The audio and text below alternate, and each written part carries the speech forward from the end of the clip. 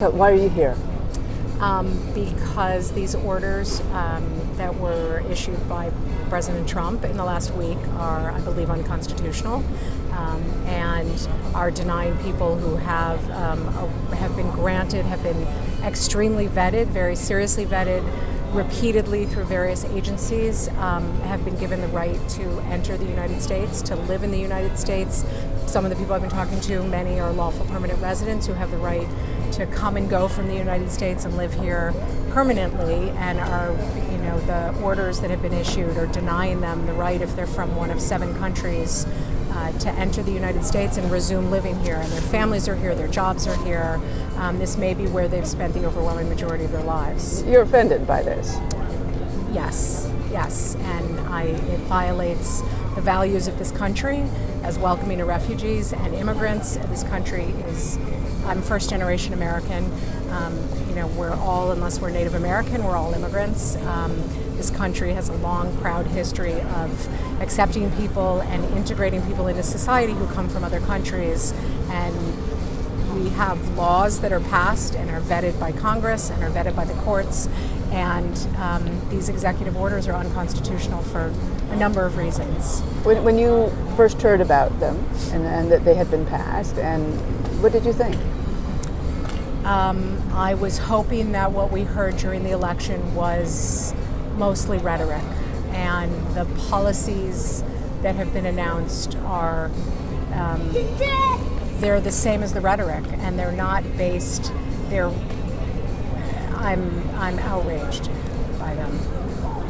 Tell me, what does somebody like you do now? Because this is a reality. This administration is a reality. He is President Trump. He, whether this is constitutional or not, he has authority to do certain things.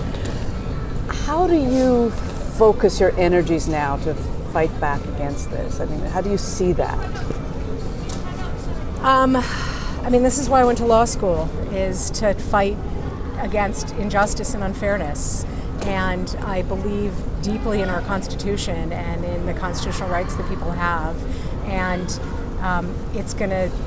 this is inspiring me even more than I was before, and inspiring lots of people who maybe have been too complacent for a while, to stand up for our constitutional rights and for the constitutional rights of other people. It's going to be somewhat overwhelming at times and exhausting at times, but this is honestly why I went to law school. You feel a responsibility here now? Yes. Because I think for many people that, that the reaction was to go back to bed and pull the covers over their head and hope it all goes away. But well, I alternate between wanting to do that and feeling like this is why I went to law school, because I want to fight against unfairness and injustices and people's rights. And did you think you'd be fighting against it in this way, in this city, at this time? No, not this quickly, that our country can go so quickly from one that is revered around the world and considered welcoming to immigrants. My parents fled Belgium in the early 1940s and were not allowed into the United States during the beginning of World War II, before they were Jewish and they were fleeing the Holocaust, and they were not allowed into the United States before the United States became involved in the war and said, we're not going to, this isn't our problem, we're not going to let people in. And they scattered around South America and England and various countries, and then were allowed to come here. And it's our duty to continue protecting people's rights to come lawfully and live in this country. What have you been hearing from the people you've been talking to here? What are they telling you about? For the most part, because of the order that was the temporary order that was issued on early Sunday morning, the Border Patrol agents who are interviewing people, they're being very respectful. They appear, from what I've only been here for a couple hours this evening, they appear to be following the order.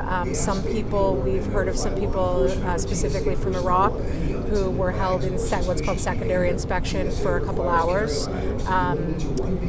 But they appear to have been treated, they were questioned more than they would have been a couple weeks ago, but they weren't asked to sign anything they shouldn't have been asked to sign. It appears that the order is being followed. Do you worry about what's going to happen, that this is the beginning of something? I mean, it's not. It's already happening now. I'm worried that there will be more. I am hopeful that people who have not paid attention but don't agree with the policies that are being announced will stand up and resist, and that and fight for what we all know is right, and that politicians will look at their conscience and consider, even if they are members of the same party as the president, really stop and think about what this and additional policies can do to the reputation of this country, the security of this country, the economy. Everything can be impacted by these discriminatory policies. Do you have faith in your country still? I do. What gives you the faith?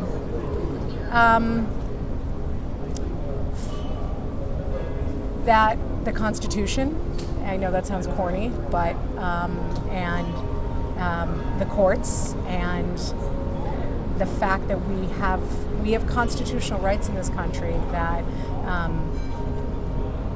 that lawyers will fight for and judges will respect, that will uphold freedoms and laws that were passed, and ban injustices, hopefully. And I think that since this election, the silver lining is that many people who didn't notice, didn't care, took rights that we have had for all of our lives for granted, are waking up and realizing how quickly they can be taken away.